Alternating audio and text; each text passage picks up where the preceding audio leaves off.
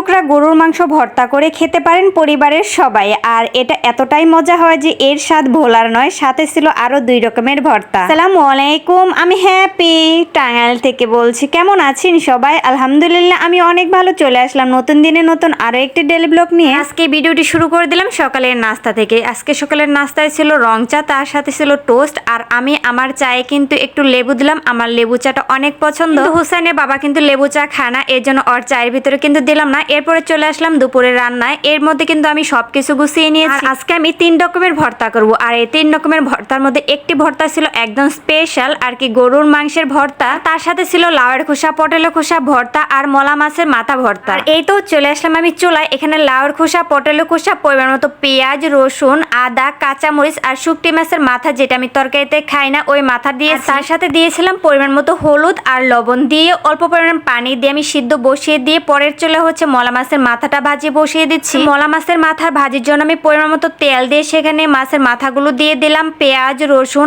আদা, কাঁচামরিচ দিয়ে আমি সুন্দর করে ভাজি করে নিব। আর পরিমাণ মতো হলুদ দিয়েছিলাম। পাশে ওই ভাজিটা হতে হতে কিন্তু এইদিকে আমার লাউয়ের খোসাটা সিদ্ধ হয়ে গেছে। আর এই লাউয়ের খোসা, পটলের খোসা, শুটকি মাছের মাথা, এই সবকিছু কিন্তু ফেলে দেওয়া জিনিস দিয়ে কিন্তু ভর্তাটা করে নিব। সিদ্ধ হওয়ার পরে আমি পরিমাণ মতো সরিষার তেল দিয়ে আমি সুন্দর করে ভাজি করে নেব। এর মধ্যে কিন্তু আমার ভাজিটা হয়ে গেছে, এখন আমি উঠিয়ে নিচ্ছি। যারা এখনো পর্যন্ত আমার ভিডিওর সঙ্গে আছেন অথচ একটি লাইক দেননি, প্লিজ একটি লাইক দিয়ে দিবেন। আপনাদের ছোট্ট একটি লাইক আপনাদের মতো আরো অনেকের কাছে আমার ভিডিওটি পৌঁছে দিতে সাহায্য করে। এখন চলে আসলাম মাংস ভর্তার জন্য যা যা লাগবে। এই তো 1 পিস মাংস, তার সাথে নিয়েছিলাম কিছু পরিমাণ পেঁয়াজ, আদা, রসুন আর হচ্ছে কাঁচামরিচ। আর এই 1 পিস মাংস ভর্তা করে কিন্তু খেতে পারেন পরিবারের সবাই। আর এটা কিন্তু অনেক মজা হয়। যারা এখন পর্যন্ত ট্রাই করেননি করতে পারেন। সেই 1 পিস মাংস কিন্তু একদম ছোট ছোট কিপ করে কেটে নিয়েছি। চাইলে আপনারা কিন্তু ব্লেন্ডারে ব্লেন্ড করতে পারেন। তারপরে সেখানে কিছু পরিমাণ পানি আর হলুদ দিয়ে সিদ্ধ বসিয়ে দিলাম। পাশে চলে হচ্ছে আমি ডাল বোনা করবো, এটা বসিয়ে দিচ্ছি। আসলে ভর্তা ভাতের সাথে যদি ডাল না হয় তাহলে কিন্তু জমে না, তাই না? আর এই গরুর মাংসের ভর্তা কে কে খেয়েছেন অবশ্যই কমেন্ট করে জানিয়ে দিবেন। তবে এই ভর্তাটা কিন্তু ছোট বড় সবাই অনেক পছন্দ করে। এদিকে কিন্তু আমার মাংস সিদ্ধ হয়ে গেছে। এখন আমি সে পেঁয়াজ, রসুন, আদা, কাঁচামরিচ দিয়ে দিলাম। এখন সবগুলো উপকরণ আমি সুন্দরভাবে ভাজি করে নেব। তেলটা একটু পরে দেবো, আগে তেল দেবো না। শুকনোভাবে সবকিছু আমি সুন্দরভাবে নাড়াচাড়া করে নেওয়ার পর এখানে আমি সয়াবিন তেল ব্যবহার করব। এখানে কিন্তু কোনোভাবে আর কি সরিষার তেল ব্যবহার করা যাবে না। আমরা কিন্তু সব ভর্তা সরিষার তেল ব্যবহার করে থাকি, কিন্তু এই গরুর মাংসের ভর্তা যদি সরিষার তেল ব্যবহার করি তাহলে কিন্তু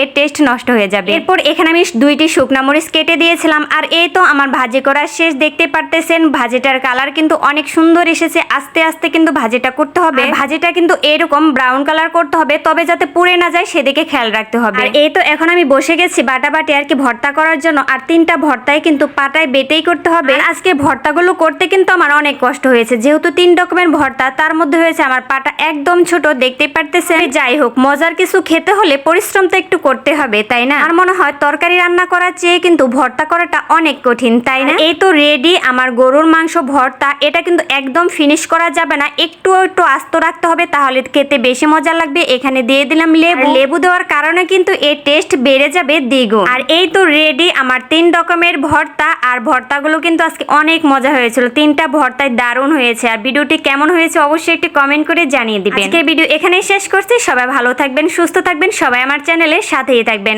আল্লাহ হাফেজ।